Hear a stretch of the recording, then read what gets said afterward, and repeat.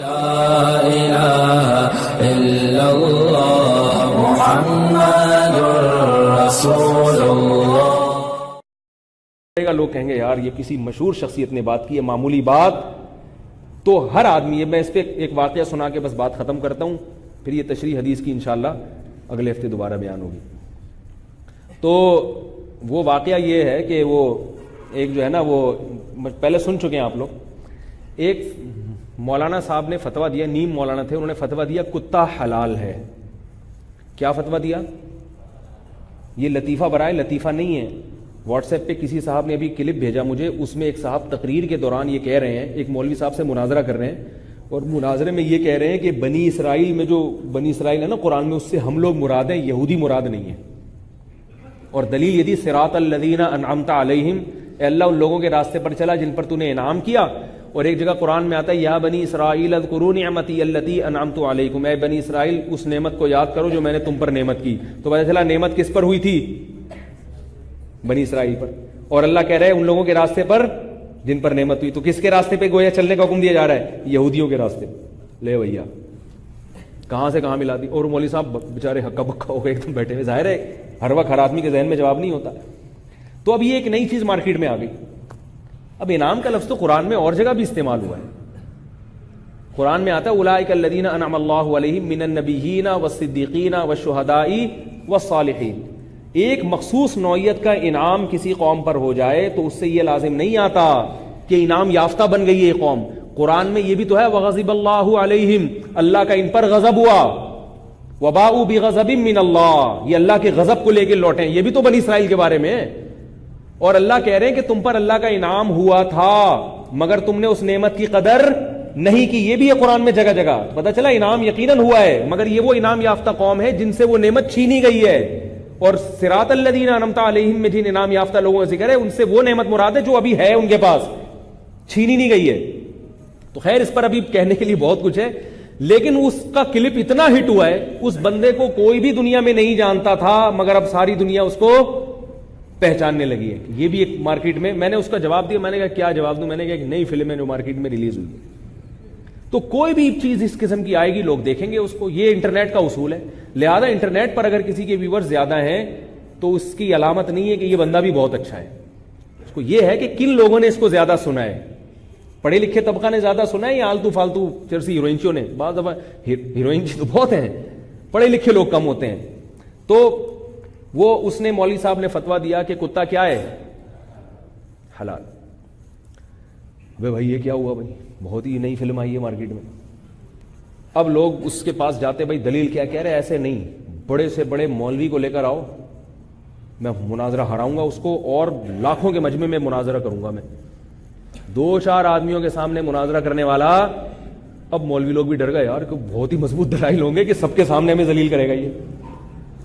اصولی طور پر ایسے آدمی کا علاج کیا؟ بھائی تیرے لیے حلال ہوگا، تو کھا لیا کر، بس اتنا زیادہ فنٹر بننے کی ضرورت نہیں۔ بولو بھائی پوری امت پاگل نہیں ہو سکتی۔ اور یہ بعض لوگ کہتے ہیں کیوں نہیں، ہمیں تو قرآن و حدیث کے پیچھے چلیں گے، امت کے پیچھے تھوڑی چلیں گے۔ تو بھائی قرآن و حدیث ہی نے امت کے پیچھے چلنے کا کہا ہے۔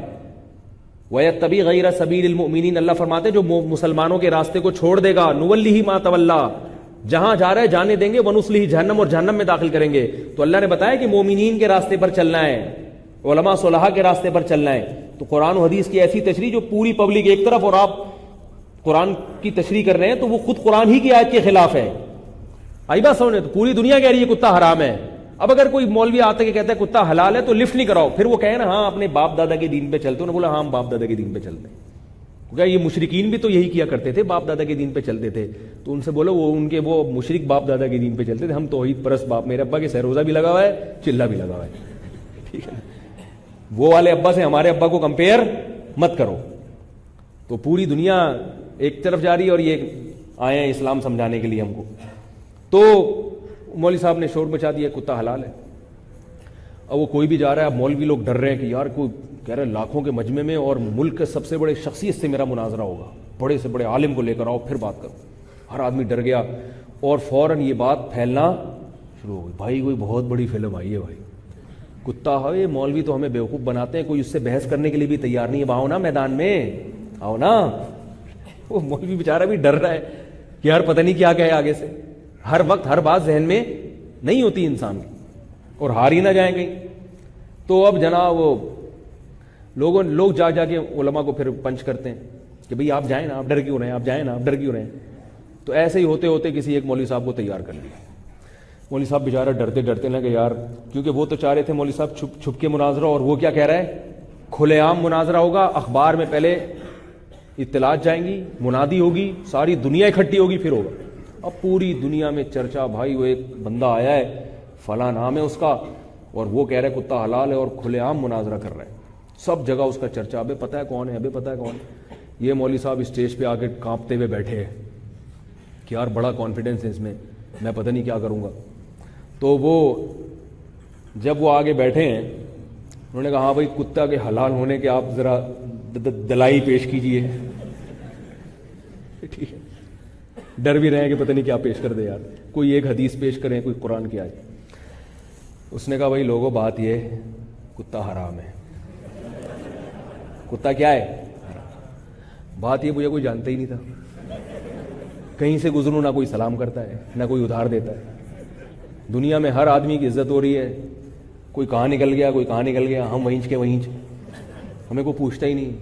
تو میرے ذہن میں یہ ٹرک آئی، کتا حلال ہو حرام ہو مجھے اس سے ہو گئی، مجھے تو اب سب لوگ جانتے ہیں نا بھائی.